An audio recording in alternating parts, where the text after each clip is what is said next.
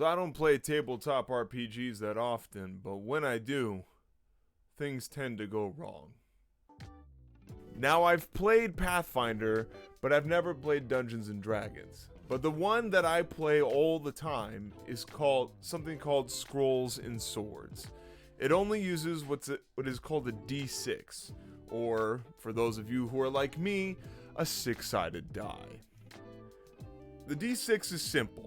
What you do is, if you're a strength-based character, you choose a number between 2 and 3. A number between 2 and 3, when it's really you just pick a number, 2 or 3. If you're a wisdom or a magic-based character, you use a number like 4 or 5. And you roll the dice to see if the dice is in your favor.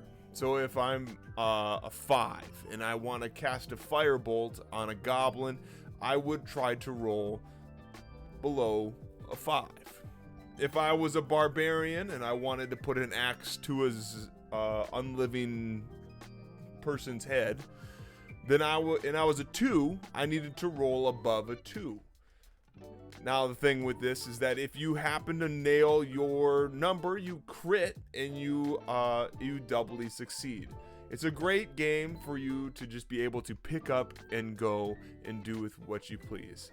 And so I, as a dungeon master at the time, this was something easy that I could wrap my mind around, and didn't take a lot for me I didn't have to do a bunch of I didn't have to do any tutorials. I could just pick it up, I could run with it. It was a good camp game if I had a story. And I'm going to do a few stories as time progresses about this dungeon or this tabletop RPG style, which is Scrolls and Swords. Now here's the problem, is that I have always called it Swords and Scrolls because I'm dyslexic, but I've always said Swords and Scrolls. So when I say Swords and Scrolls, I mean Scrolls and Swords. But that doesn't matter to you, but it might matter to the people who made it. But I'm going to call it Swords and Scrolls because it sounds better than Scrolls and Swords.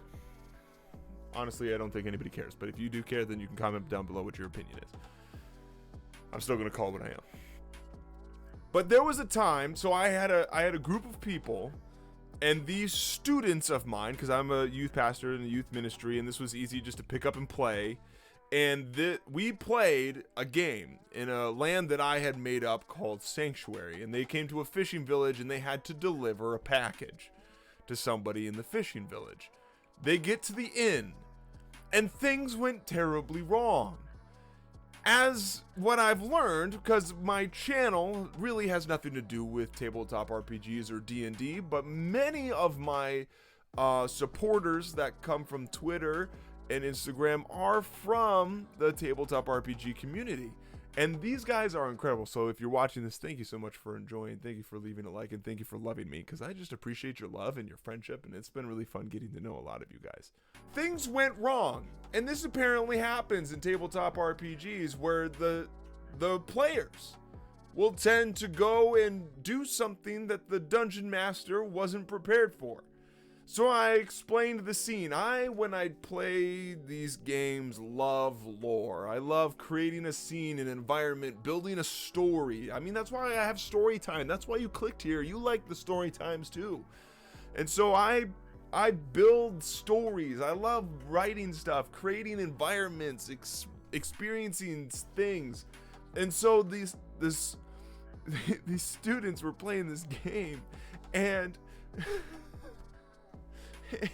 and I'm creating the environment of this really cool, inn, and things are happening. There's these fishermen gambling in the corner, and I explain some other things, but then one of the students goes, "I'm gonna go gamble," and I'm like, okay, that has nothing to do with what you have to do, but you could do that. And they're like, "No, I'm gonna go gamble."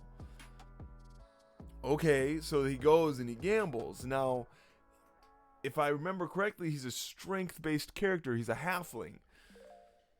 As a strength-based character, he's not very smart.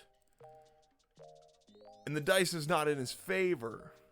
Let's say he's a 3. He's stronger than he is smart, according to the Swords and Scrolls rules. And so he's rolling the dice, and he's supposed to roll below a 3. So he's got to roll a 3, a 2, or a 1 to succeed, and he's not rolling well. He loses most of his money. He loses all of his money. He then gets into a fight because he tries cheating, and because he's not intelligent, he gets in a fight with the fisherman, who then go and beat him within 1 HP of his life. And it's only because his friend, who originally was going to leave him to his own devices, and he was, I don't know, he was a kobold, he was some kind of scaled creature. I don't even know if a kobold is a scaled creature, I'm just guessing. But his friend grabs him and pulls him out. I don't remember what exactly happened after that, but they ended up, if I remember correctly, they ended up running back into these fishermen. Now, what I loved to do in these games, and I've expressed this before, because we played a Pathfinder campaign where we played where we did a Star Wars game, and in that Star Wars game we were assassins trying to do stuff. But I love when I DM something, or I am a part of something, I will create back lore, and I'll pass it by. So like when we were doing the Star Wars game, I sent it to the DM and said like, hey, do you think this fits within the world? And he would allow me to then post it to the party chat, and it gave more world perspective of what was happening, and the fact that these students, so I was playing with kids, these kids, their actions started something. It affected the world, and it affected the community, which was why I'm a huge proponent of tabletop RPGs, because they teach kids how that actions do have consequences. And that's one of the reasons I love playing Swords and Scrolls with my students. So I created this, and I'm only telling the story today because I happened upon this story that I had written on my phone because of that Swords and Scrolls game.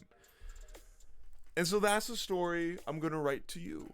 This is a letter from one character known as Alask Blackfish. So Alask was one of the drunks, and he made it out alive from the engagement that they had later on with the party. Now, the party did take out a lot of these people, a lot of the fishermen, after they met back up. And, well, here's the story. To the parents of Phil Albacore, first of all, forgive me, or pray that the gods deal righteously with me for what I have done. This letter is not for encouragement, but is filled with sorrow and fear. Now in my sobriety, I am certain of my fear that Phil walks in the shackles of the damned. And this, to my dismay, is because of my foolishness. Your blame is well put, for it was the bottled vice. For it was I who eagerly reeled Phil into the hook of the bottled vice.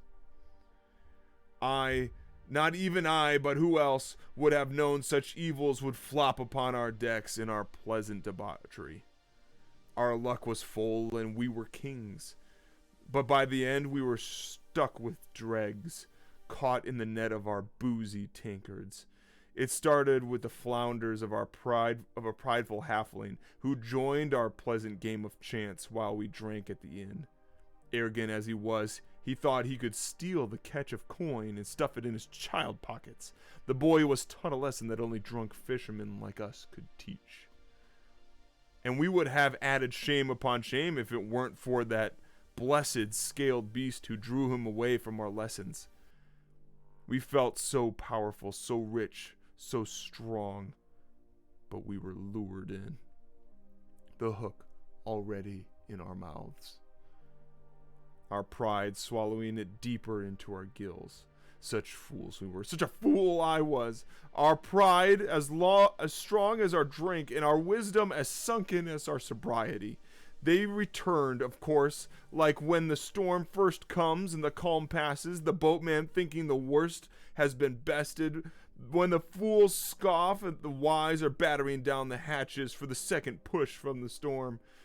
We were like the young fishermen that day, and it cost us. Sorry. You must know. They returned. Our fear taken by the tide and overrun with pride and booze, we rose our fists and fishing knives to teach them whose fishing hole this truly was. They won, of course, being explorers, or priests, or beasts. I blacked out by the blessing of a priest brandishing a club. But when I awoke, I had wished for the deepest depths of the sea than to what I saw. A knife was pressed against my throat, but it did not scare me. The angry eyes of the halfling who held it did not make me sway. No, the fear that iced my blood, that drove my drunkenness away like a tide pool and brought me swiftly to a sober mind, was the horror and fate of my dear friend Phil Albacore. There, standing behind the laughing lizard, is the fearful creature that now drives my feet far from the sea I love and from the drink that kept me. But too late. Too late. I must press on. Behind the beast stood a chattering, chilling, gross skeleton. Its mouth open and shut, open and shut, open and shut, chattering, but without a word.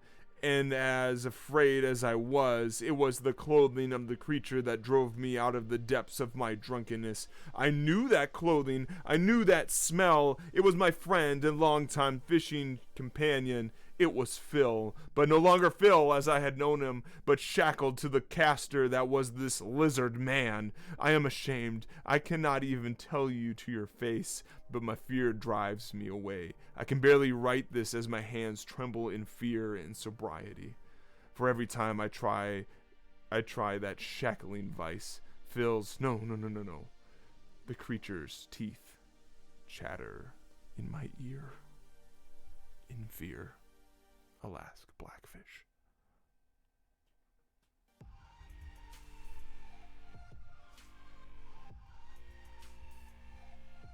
So I remember more as I read the story of what happened. So the halfling trying to intimidate, now rolling for his number, being able to do better still, the dice was not in his favor.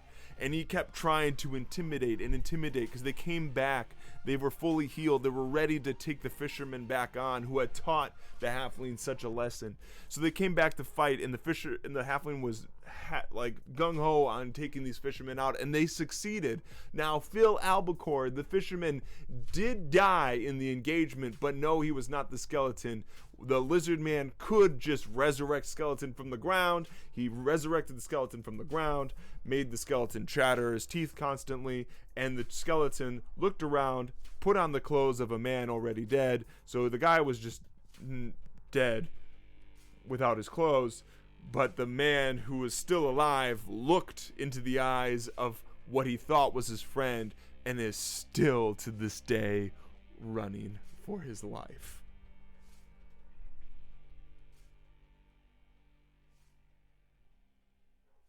So I guess I'm saying, in the words of a wise man, keep rolling those dice.